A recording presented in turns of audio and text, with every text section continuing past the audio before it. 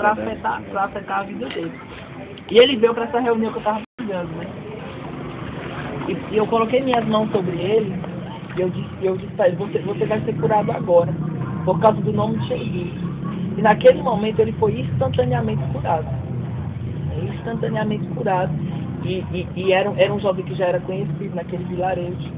Né? Uma outra foi quando eu estava ministrando uma conferência de avivamento no Peru, e eu cheguei lá no culto, né? E a mulher veio falar comigo que o marido dela estava em casa.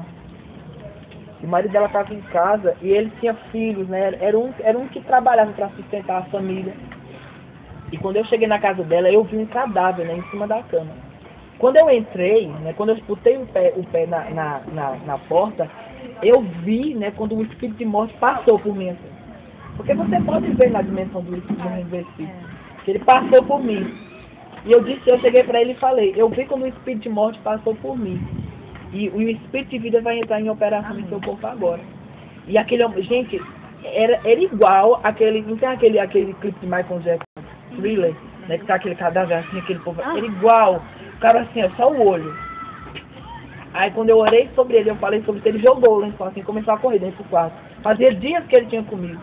Aí depois mandaram uma carta pra mim, né, um e-mail, falando que aquele homem tinha se levantado, tinha restaurado sua saúde, estava trabalhando, sustentando os filhos. Aí na época eu estava bem gordo, né. Aí falaram, e ele tá ficando mais gordo que você. Misericórdia, quando ele já tá em cima de ele agora tem que voltar. Mas a verdade que nós temos estabelecido em nós dessa palavra faz muitos resultados lá fora. Né? Mas é um caráter estabelecido, você precisa vencer áreas aqui para poder ir. E você vê assim a necessidade, né? Lá fora, então as pessoas têm o amor de Deus. E aqui é que você vê mesmo. Aí eu vejo assim, que o Brasil, ele precisa conhecer mais do amor de Deus. A gente, como é jovem, a gente precisa sair mais pelo Brasil, tá entendendo? Porque tem muitos cantos que não foram alcançados. Porque assim, eu acredito que quem tem um desejo de missões pode fazer uma pré-missão, né? Tem uma missão, digamos, dentro do país, ou uma missão no Amazonas. Coisas que podem proporcionar, mas eu digo a vocês, quando você tem uma experiência de missões, aquilo lhe marca de um jeito. É justamente. Que você fica muito afetado. O pastor Isaac fez isso, né? Ele selecionou os jovens lá e teve aquela experiência para ir para a Bolívia.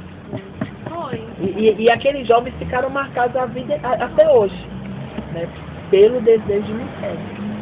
Agora é muito importante assim, porque às vezes a pessoa fica se visualizando, quando eu estiver nas nações, quando eu estiver no campo missionário, mas começa pela atitude de estar vivendo isso na escola, na igreja. A igreja local. Eu vi uma frase de um missionário muito conhecido e ele diz assim, se você sai da sua igreja local e não faz falta, você não serve para estar em lugar nenhum. Então some. Então some. Tem que sumir. Então, eu não entendi. Porque diz que não serve para lugar nenhum, então some. Porque você começa justamente no seu próprio, né? Claro, no seu próprio ambiente. Se você não começar lá a treinar sua alma, inclusive, você... Pois é, porque existe, por exemplo, para você ir para países como Ásia, como Índia, gente, você tem que estar consciente do negócio. Você tem que estar, porque a pressão do lugar é muito forte. Né? O ambiente é muito pesado. Mas o amor de Deus e as experiências que você tem no Reino do Espírito são muito fortes. Eu tive muita experiência fora, a experiência de ver anjo, né? De anjo me ajudar no aeroporto. Então, coisas que você tem que ter uma vida na palavra, não é ser um super crente. Porque todo mundo tem defeito, eu tenho defeito, todo mundo tem defeito. Mas é um caráter estabelecido na palavra que faz as coisas. Tá vendo, então, né, Rony? Você que é missões. Você que quer viajar, sem vergonha na cara. Tá vendo isso? Diz essa experiência do anjo. Eu vou começar a cobrar aqui, vocês estão. Pode botar brincadeira. Não, eu estava saindo de um determinado país da Ásia para um outro. Aí eu ia descer na Indonésia, e da Indonésia eu ia descer em Jakarta, que é a capital da Indonésia. De Jakarta eu ia para uma cidade chamada Bali. Bali é muito conhecida, né? Tem muito surfista, né? O pessoal vai muito lá para surfar. Aí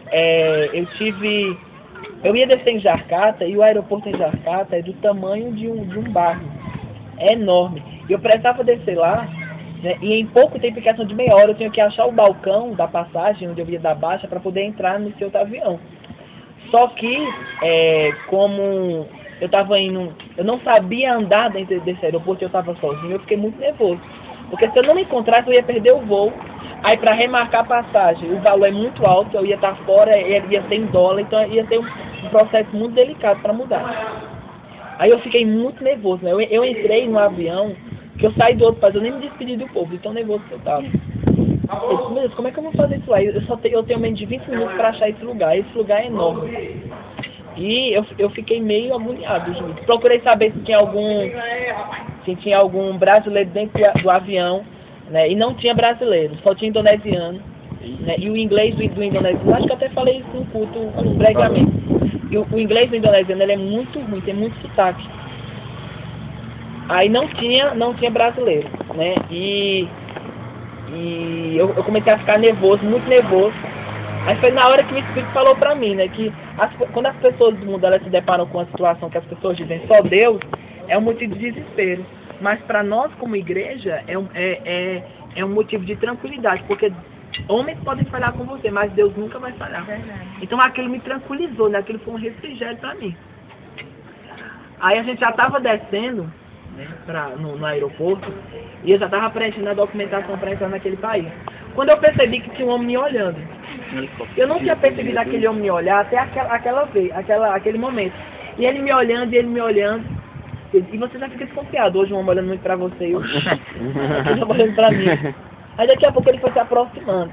Aí, gente, ele chegou pra mim e falou, ele disse, você é brasileiro? Ele falou comigo em português. Você é brasileiro?